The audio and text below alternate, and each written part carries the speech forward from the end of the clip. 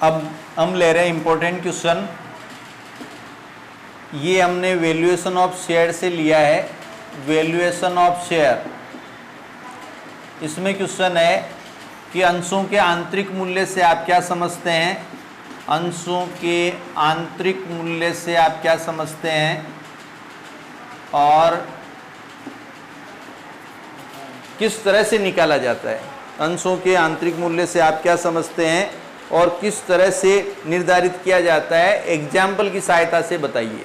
तो देखो, सबसे पहली चीज़ तो अंशों का आंतरिक मूल्य होता है क्या है, इसको समझने के लिए देखो, जैसे मान लो आपके पास 50 लाख की एसेट्स है, ये 50 लाख की एसेट्स है जो आज की डेट में बिक जाएगी। मतलब आज अगर हमारी सारी एसेट्स को बेचेंगे तो 50 लाख रुपए हमारे पास आ जाएंगे और 10 लाख रुपए हमें मार्केट को चुकाना है।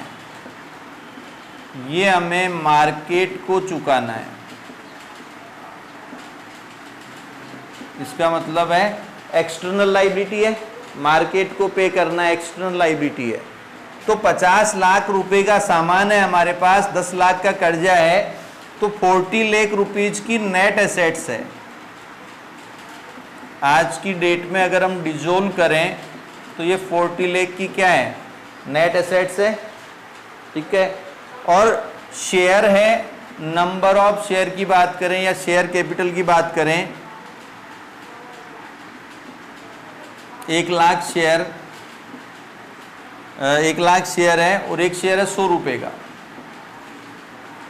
ठीक है। 1 लाख शेयर और सॉरी एक शेयर हम इसको शेयर कर देते हैं 10 लाख और एक शेयर है 10 रुपये का। 40 लाख का सामान पड़ा है, नेट एसेट्स पड़ा है, ये किसका बचा, शेयर होल्डर का बचा। कर्जा चुकाने के बाद जो बचता है वो मालिकों का बचता है, कर्जा चुकाने के बाद जो बचता है वो मालिकों का बचता है। तो अब मैं ये देखना चाह रहा हूं कि एक शेयर के पीछे कितने की नेट एसेट्स है, कितने की एसेट्स है। तो 40 लाख की टोटल एसेट्स है और नंबर ऑफ शेयर कितने हैं, 10 लाख हैं, ठीक है।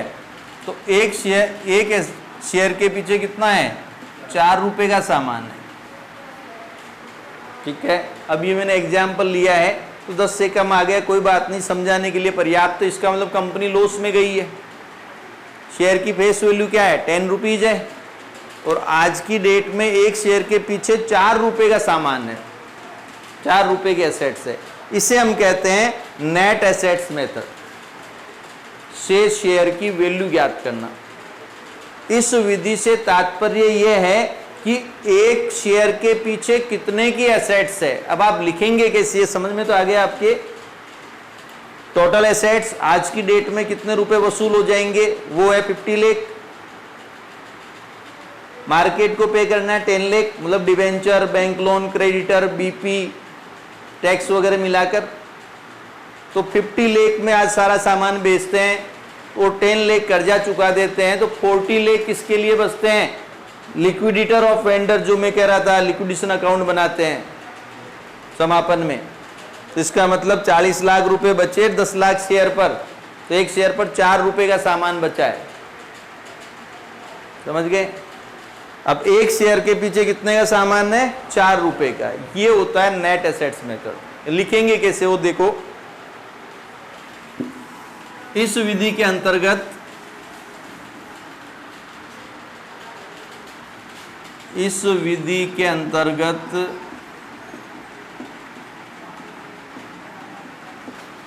यह मान्यता ली जाती है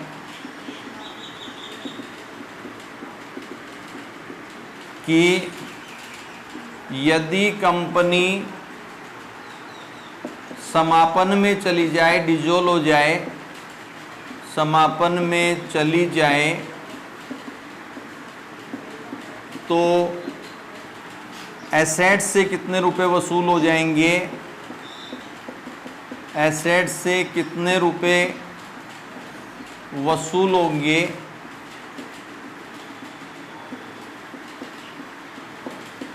वह लायबिलिटी का लायबिलिटी का कितना भुगतान किया जाएगा।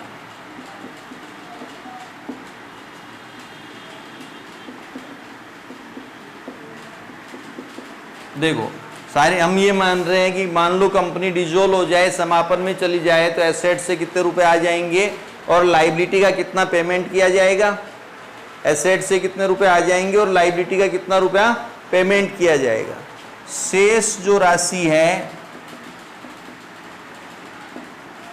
शुद्ध संपत्ति, नेट एसेट्स, ठीक है, शुद्ध नेट एसेट शुद्ध संपत्ति होगी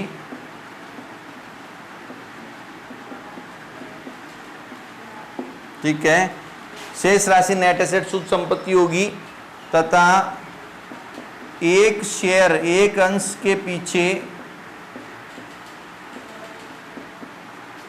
जो संपत्ति रहती है, एक अंश के पीछे जो संपत्ति रहती है वह शेयर की वैल्यू होती है।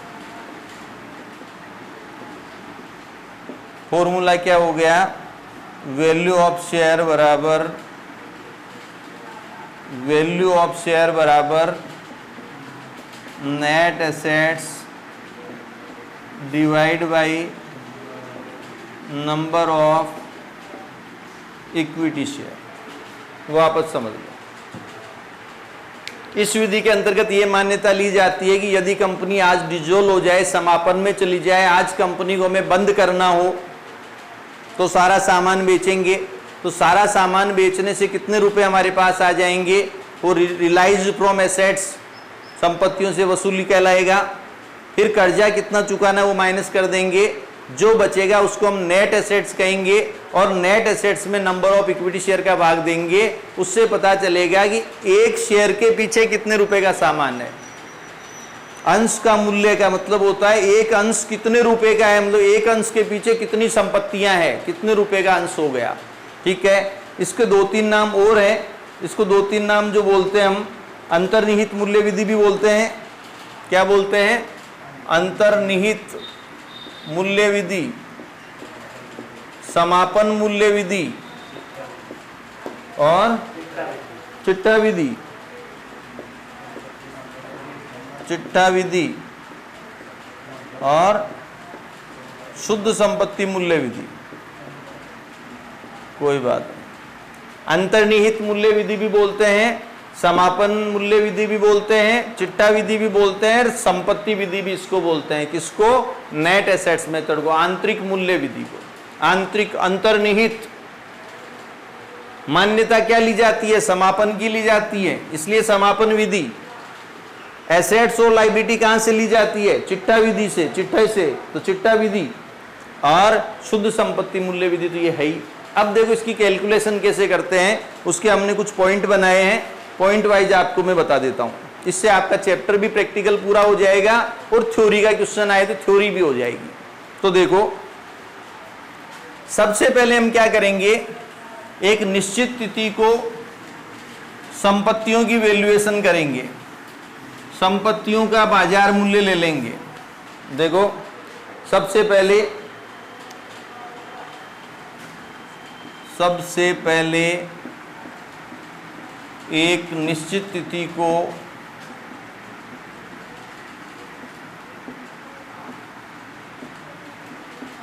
संपत्तियों का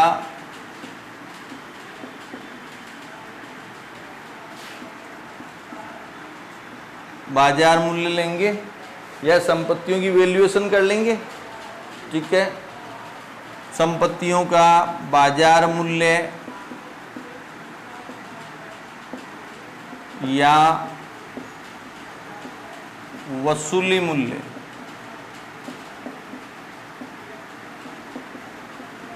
लिया जाएगा, उसमें से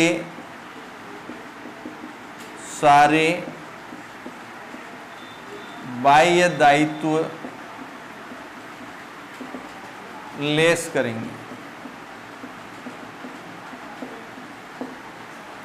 सबसे पहले एक निश्चित तिथि को संपत्तियों का बाजार मूल्य या वसूली मूल्य लिया जाएगा, उसमें से सारे बाह्य दायित्व माइनस करेंगे, बाहरी दायित्व जो भी है वो माइनस कर देंगे। ठीक है, अब इसको ध्यान रखने, क्या क्या ध्यान रखना है इसमें, ध्यान रखने योग्य बातें, इसमें ध्यान रखना है, ध्यान रखने योग्य बातें। देखो, जो मूर्त संपत्तियां हैं, मूर्त संपत्तियों का बाजार मूल्य दिया हुआ है तो बाजार मूल्य लेना। मूर्त संपत्तियां जानते हो ना, जैसे ये बोर्ड है, ये प्रोजेक्टर है, ये फर्नीचर है, ये मूर्त संपत्तियां जिसको हम देख सकते हैं, छू सकते हैं। तो सबसे पहली बात कर रहा हूं मैं मूर्त संपत्तियों की। ठीक है, दूसरा लूंगा मैं अमूर्त संपत्ति की। मूर्त संपत्तियों में जिनका बाजार मूल्य दिया हुआ है उनका बाजार मूल्य लेना, जिनका बाजार मूल्य नहीं दे रखा है उनकी बुक वैल्यू ले लेना। मूर्त संपत्तियां क्या लेंगे, मार्केट प्राइस, मार्केट प्राइस नहीं है तो बुक वैल्यू, शॉर्ट में लिख रहा हूं। दूसरा है अमूर्त संपत्तियां, जानते हो, जिन्हें देख नहीं सकते, छू नहीं सकते, अमूर्त संपत्तियां। अमूर्त संपत्तियों में ध्यान रखना, रिलाइजेबल वैल्यू दिया हुआ तो लेंगे, वसूली मूल्य दे रखा है कि अमूर्त संपत्तियों से इतने रुपए मिल जाएंगे, अमूर्त संपत्तियों का रिलाइजेबल वैल्यू, वसूली योग्य मूल्य लेंगे। अगर वसूली मूल्य नहीं है तो जीरो, अगर रिलाइजेबल वैल्यू नहीं है तो जीरो। अमूर्त संपत्तियों की क्या लेंगे, वसूली योग्य मूल्य दे रखा है तो वसूली मूल्य लेंगे, वसूली मूल्य नहीं दे रखा है इसका मतलब 0 रुपए है, दिखती तो वैसे ही नहीं है। तीसरा, अमूर्त में गुडविल भी आती है, ध्यान रखना। अमूर्त में क्या आती है, गुडविल भी आती है। गुडविल की अगर बाजार मूल्य दे रखा है नीचे तो बाजार मूल्य लेंगे, बाजार मूल्य नहीं दे रखा है तो बुक वैल्यू, पुस्तक मूल्य लेंगे। 3 पॉइंट कंप्लीट। वापस सुन लें, मूर्त संपत्तियों का बाजार मूल्य लेंगे, बाजार मूल्य नहीं दे रखा है तो पुस्तक मूल्य लेंगे। गुडविल का बाजार मूल्य लेंगे, बाजार मूल्य नहीं दे रखा है तो पुस्तक मूल्य लेंगे। अमूर्त संपत्तियों का वसूली मूल्य लेंगे, वसूली मूल्य नहीं दे रखा है तो 0 रुपए, क्योंकि मूल्यहीन हो जाएगी, या तो वसूली मूल्य या फिर मूल्यहीन है। ठीक है, चौथे नंबर पर कंपनी के सभी प्रकार के विनियोग लिए जाएंगे, समझ गए। कंपनी के सभी प्रकार के इन्वेस्टमेंट का मतलब है ट्रेड इन्वेस्टमेंट भी लेंगे और नॉन ट्रेड इन्वेस्टमेंट भी लेंगे। इन्वेस्टमेंट बोथ, बोथ का मतलब दोनों, दोनों कौन से, ट्रेड भी और नॉन ट्रेड भी। याद हो गया होगा। अब 5वें नंबर पर ध्यान रखना, संपत्तियों में फिक्टिशियस एसेट्स नहीं लेंगे। संपत्तियों में क्या नहीं लेंगे, कृत्रिम संपत्तियां नहीं लेंगे। ये 5वां, फिक्टिशियस एसेट्स, कृत्रिम संपत्तियां नहीं लेंगे।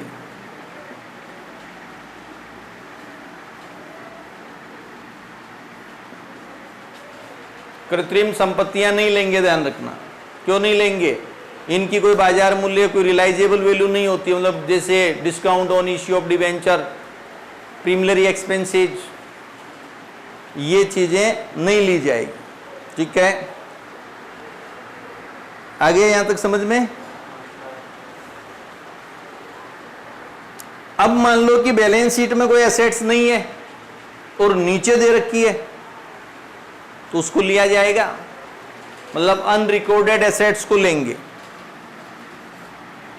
पुस्तकों में शामिल नई संपत्ति को लिया जाएगा। अगर मान लो कोई फर्नीचर है, बैलेंस शीट में नहीं है, नीचे लिखा हुआ है कि 50,000 का फर्नीचर भी है या फर्नीचर का बाजार मूल्य 50,000, तो वो ले लिया जाएगा। 5 पॉइंट वापस समझा रहा हूं। 5 पॉइंट है। सबसे पहले 6 पॉइंट, सॉरी, मूर्त संपत्तियों को बाजार मूल्य पर लेंगे, बाजार मूल्य नहीं है पुस्तक मूल्य पर लेंगे। अमूर्त संपत्तियां जैसे पेटेंट, ट्रेडमार्क, कॉपीराइट, गुडविल भी है, लेकिन गुडविल का अलग नियम है। तो अमूर्त संपत्तियों का वसूली मूल्य लेंगे, वसूली मूल्य नहीं है तो 0 रुपए लिया जाएगा। गुडविल का बाजार मूल्य लेंगे, बाजार मूल्य नहीं दे रखी है तो उस पुस्तक मूल्य ले लेंगे। इन्वेस्टमेंट दोनों लिए जाएंगे, ट्रेड और नॉन ट्रेड, और इसमें कोई अगर प्रोविजन बना रखा तो घटा के ले लेंगे। फिक्टिशियस एसेट्स को नहीं लेंगे, और कोई संपत्ति जो पुस्तकों में नहीं है लेकिन नीचे दी हुई है तो उसको ले लेंगे। तो आपको 6 पॉइंट ध्यान रखना है। अब इनको जोड़ेंगे, इसमें से सारी एक्सटर्नल लायबिलिटी घटाएंगे। Debenture, bank loan, creditor, BP, bank overdraft, provision for taxation, सारे घटाएंगे। जितनी भी एक्सटर्नल लायबिलिटी है वो सारा घटाया जाएगा। प्रेफरेंस शेयर कैपिटल है तो उसको भी घटा देना। बाकी जो बचेगी वो बचेगी नेट एसेट्स। इसको हम net assets for equity share holder भी कह सकते हैं। Net assets for equity share holder, समझ गए क्या? वापस सुन लें एक बार, 6 पॉइंट सुन लें। जो टेंजिबल एसेट्स है बाजार मूल्य पर लेंगे, बाजार मूल्य नहीं दे रखा है तो बुक वैल्यू पर लेंगे, ठीक है। टेंजिबल एसेट्स मार्केट प्राइस पर, मार्केट प्राइस नहीं है तो बुक वैल्यू पर। गुडविल मार्केट प्राइस पर, मार्केट प्राइस नहीं है तो बुक वैल्यू पर। ये आपके इंटेंजिबल एसेट्स, इंटेंजिबल एसेट्स वसूली मूल्य पर, वसूली मूल्य पर, वसूली मूल्य नहीं है तो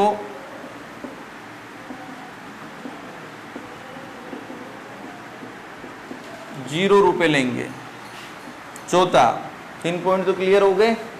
चौथा पॉइंट है इन्वेस्टमेंट दोनों लेंगे, भी लेंगे और नॉन ट्रेड इन्वेस्टमेंट भी लेंगे।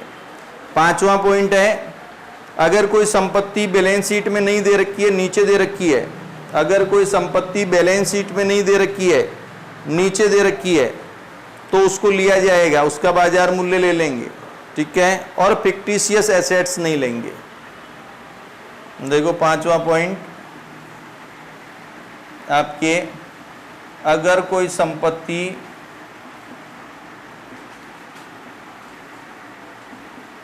बैलेंस शीट के नीचे दी हुई है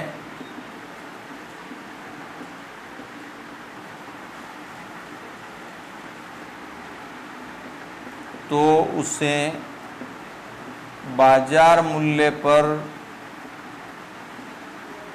लिया जाएगा, ठीक है। और लास्ट है फिक्टिशियस एसेट्स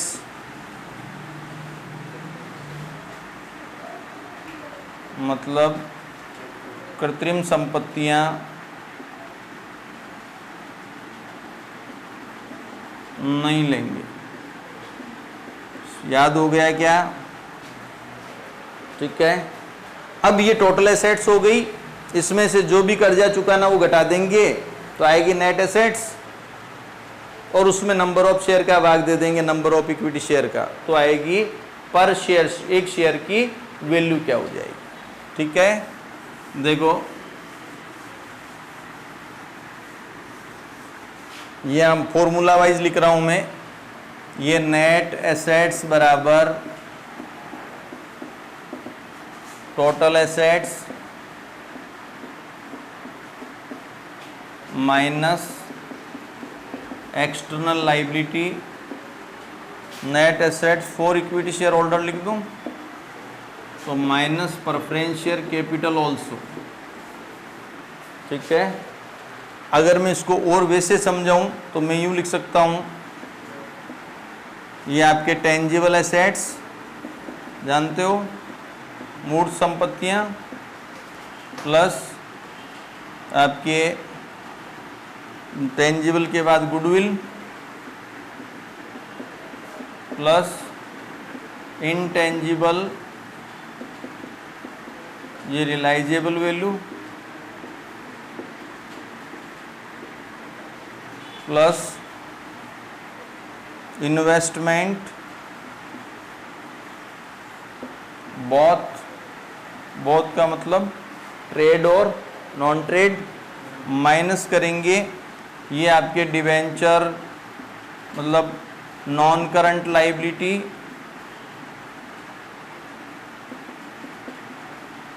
और minus current liability minus preference share capital. अब यहाँ वैल्यू ऑफ इक्विटी शेयर निकालोगे। वैल्यू ऑफ इक्विटी शेयर का मतलब होता है एक शेयर के पीछे कितनी संपत्तियां हैं। तो ये जो नेट एसेट्स आएगी, क्या आएगी, नेट एसेट्स आएगी, इसमें डिवाइड करेंगे नंबर ऑफ इक्विटी शेयर, ये आ जाएगा एक शेयर की वैल्यू। समझ गए? ये आपके थ्योरेटिकल पार्ट कंप्लीट। अब एग्जाम टाइम में एक बार का मैं और जो मोस्ट क्वेश्चन होंगे वो कॉर्पोरेट के लगा दूंगा। कुछ 2-4 छोटे क्वेश्चन रह गए हैं, तो 2-4 छोटे क्वेश्चन लास्ट वाले वीडियो में लेके और थ्योरी पार्ट हम कंप्लीट करते हैं। अब हम लेंगे एफएडीएम का थ्योरी पार्ट कल से और इसका प्रैक्टिकल पार्ट। कॉर्पोरेट हम प्रैक्टिकल चलाएंगे अब और एफएडीएम थ्योरी चलाएंगे। तो जितना मैक्सिमम आप इसको शेयर सब्सक्राइब कर सकें उतना कीजिए, ताकि एमडीएस यूनिवर्सिटी के प्रत्येक स्टूडेंट के पास ये पहुंच जाए।